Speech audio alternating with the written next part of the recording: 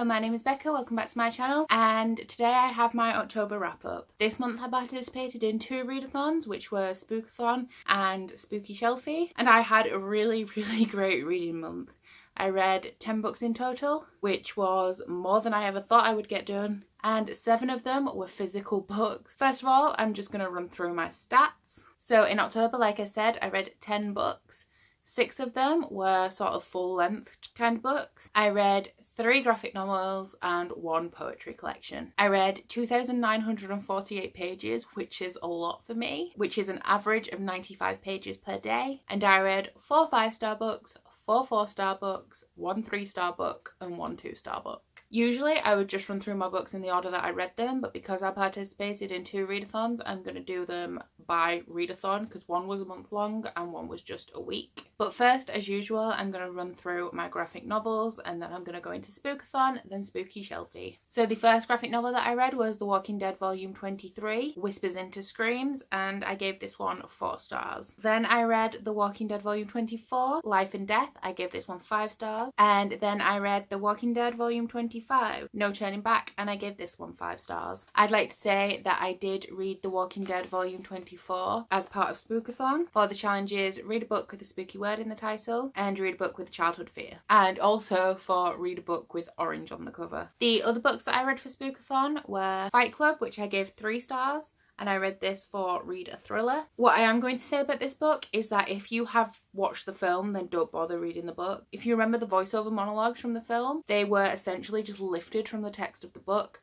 There's nothing really new in here and I don't feel like I enjoyed it properly because I'd already seen the film. So there was no suspense, there was no build up, I knew what was happening, I knew what the plot twist was. And like I said, a lot of the bulk of this book was lifted from it and put directly into the film. That's why I gave it 3 stars, because I couldn't really rate it because I couldn't enjoy it properly already knowing what happened. So I just went for 3 stars because I couldn't tell whether it was good or bad or if I enjoyed it or not. The last book that I read for Spookathon was Alice by Christina Henry, and I read this for read a book with a spooky setting. I gave this 2 stars. I actually gave it 3 stars on Goodreads, but thinking about it, it is a 2-star book. I went into this expecting it to be scary. It's marketed as an adult horror, but I just didn't think it was. It was more twisted than anything.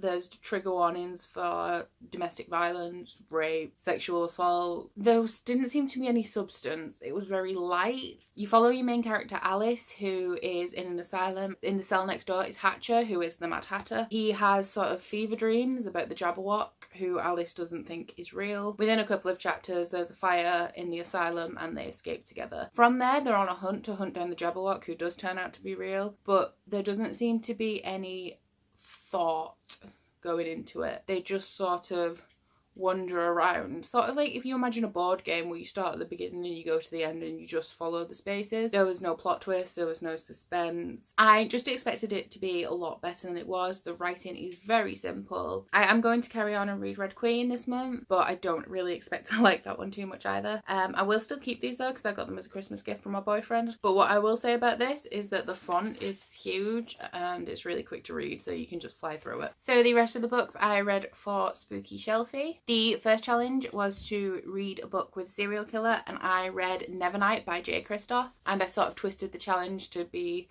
an assassin as a serial killer. I absolutely loved this. I loved this so much, and I really want to read God's Grave, but I'm getting it as a gift at the end of the month, so I have to wait. But this is about an assassin called Mia, whose father is hung for treason and her mother gets thrown into a prison that's sort of like a crazy asylum type prison. And so Mia is taken under the wing of a old assassin who trains her to go to this school. Eventually she does go to the school, and that's where the book gets amazing. It is like Harry Potter with Hogwarts under the Death Eater's control meets first book Throne of Glass, and I absolutely loved it. I loved the characters. I really like Ashlyn, I like Trick, I love Mia, which is crazy because I normally hate protagonists, and I just think it's absolutely amazing and I would highly recommend it. It's definitely adult. There's some graphic murder, there's a lot of gore, there's some sexual content, but It really is just so good. This is definitely going to be one of my favourite reads of 2017, and I am so excited for God's Grave. And if you see my haul, you'll also know that I bought Illuminate this month because I love this so much and I want to read more from J. Kristoff. The second challenge was to read a book with a spell or a curse, and for this I read A Court of Wings and Ruin by Sarah J. Maas. Obviously a 5-star book, like you don't even need to ask, you knew what it was going to be.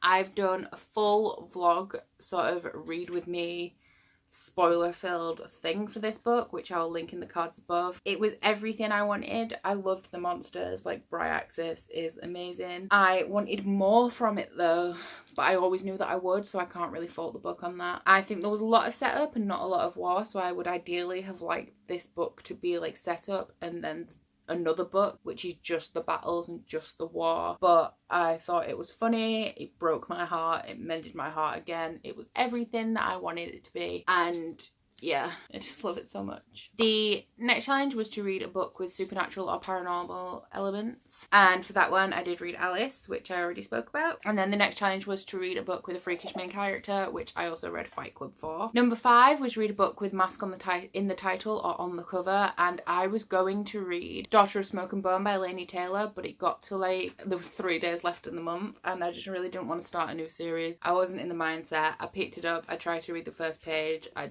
just put it down, and I just really didn't want to read it. I thought about using one of the Walking Deads to fill this challenge, but then by chance I was just going through my shelves looking for something to read to get me through the last couple of days in the month, and I picked up The Melancholy Death of Oyster Boy and Other Stories. And if you look, he's wearing a mask on the cover.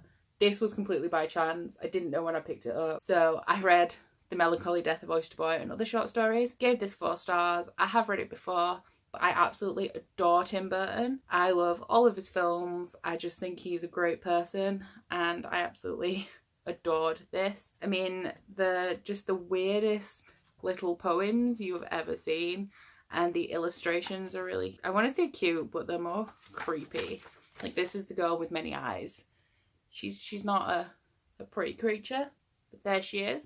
So that fulfilled the mass challenge. The next challenge was to read a book with black or orange on the cover, and I read an ebook for this, and it was All the Ugly and Wonderful Things by Bryn Greenwood. This is a troubling book. I gave it 4 stars. I did really enjoy it. It is about a young girl whose father is like a drug lord, and he's just doesn't care about her at all, and her mother's essentially always drugged up. This little girl called Wavy has to look after her baby brother. She has to manage to get herself to school. She cleans the clothes, she cooks the food, she does literally everything. And when she's 8 years old, she meets a guy called Kellen, who's in his early 20s, who works for her father. And he comes in and sort of looks after her, takes her to school every day, goes to parents' evening because nobody else will. And eventually, as she comes into her early teenage years, she starts to fall in love with him. Obviously a very problematic book because you appreciate what Kellen is doing for her, even when it turns sexual, which it does. I really enjoyed the book, but I understand the problems with it. You will have heard other people mention that there's use of the word retard and there's racial slurs. I feel like these could be used to further illustrate sort of the degenerate nature of the characters that are saying these words. But what I didn't appreciate was the fat shaming in it. Later, it's like quite late in the book, there's a girl called Renee. She refers to herself as like the fat girl in a soap opera, which isn't necessary because she isn't really a main character, so her body type isn't even relevant, and I just found it to be really, really unnecessary. But overall, I did really like it. And yes, there's a lot of problems. Yes, it's about a paedophile, but I think mostly it's about hope, and that when life is really, really, really shitty, you have to look for the good things, even if those good things are a lot worse than what anybody else would consider good. I did think it was kind of beautiful the way that it's written. I did really appreciate that, and I would highly recommend reading it. However, there are trigger warnings for sort of substance abuse, domestic violence, murder, paedophilia, obviously. So this isn't a book for everyone, but if you do think it sounds interesting, then I would recommend that you read it. And finally, the last challenge and the last book that I read this month was read a book where the idea or concept or characters is something that would give you nightmares. And I read They Both Die at the End by Adam Silvera. You all know what this is about already. I read it because the concept of knowing when you're going to die just terrifies me. Like, I'm not generally scared of death, but knowing that I am going to die, that's pretty scary. Like I said, you all know what this is about. It's about two characters called Rufus and Mateo who receive a call from something called Deathcast, which is a service that lets you know when you're going to die that day.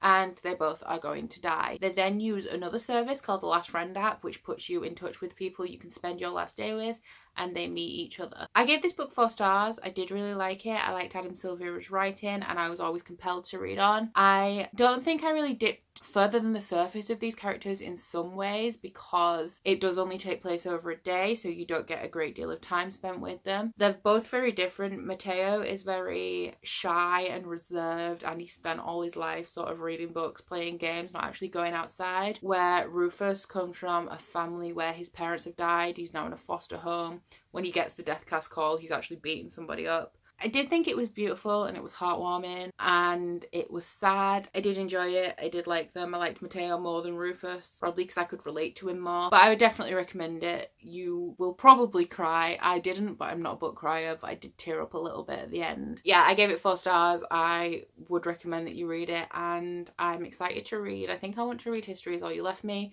by Adam Silvera, so I'm excited to pick that up sometime in the near future. So that is everything for my October wrap-up. I'm sorry if it was a little bit all over the place with the readathons, because I didn't do a separate wrap-up for Spookathon, but I hope you enjoyed hearing about what I've read this month. If you've read any of these books and you want to talk about them, then please pop a comment down below. And also, if you took part in any of these readathons, let me know how you did as well. Thank you so much for watching this video, as always, and I would be eternally grateful if you would like and subscribe. But that's all from me today. Bye!